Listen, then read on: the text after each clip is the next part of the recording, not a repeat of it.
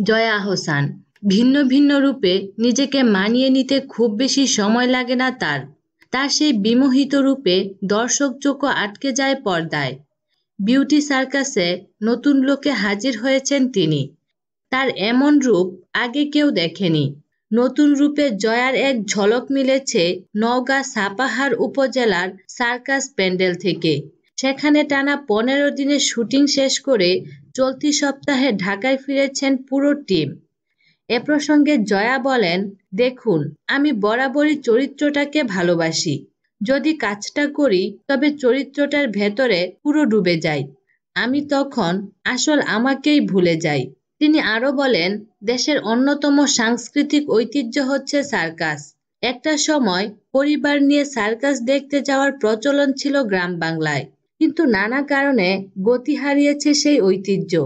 আর তাই সীমান্ত এলাকার এক নারীর জীবিকার তাগিদে নিজ কর্মক্ষেত্রে ভূমিকা রাখার মধ্য দিয়ে সার্কাস সংস্কৃতির সুদিন ফেরানোর একটা চেষ্টা চালানো হবে এই ছবিটির মাধ্যমে।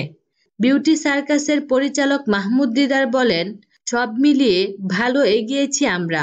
অপেক্ষা আরো 20 দিনের শুটিং।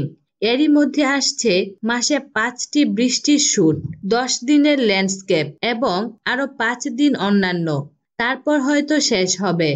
এবং আমরা পুরো ইউনিট এখনো বেশ খুশি, কারণ কাজটা ভালো হচ্ছে। ছবিটির গল্প এমন, সার্কাসের মালিক ও প্রধান ম্যাজিশিয়ান বিউটি, যার রূপ আর জাদুর প্রদর্শনীর কারিশমায় পাগল এলাকার 3 প্রভাবশালী ব্যক্তি। বিউটিকে নিজের করে পাবার প্রতিযোগিতায় একসময় হুমকির মুখে পড়ে যায় পুরো সার্কাস টিম।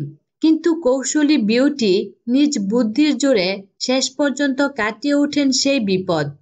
বিনোদন জগতের নিত্য নতুন খবরাখবর জানতে আমাদের চ্যানেলটিতে সাবস্ক্রাইব করার জন্য আপনাকে আন্তরিক ধন্যবাদ।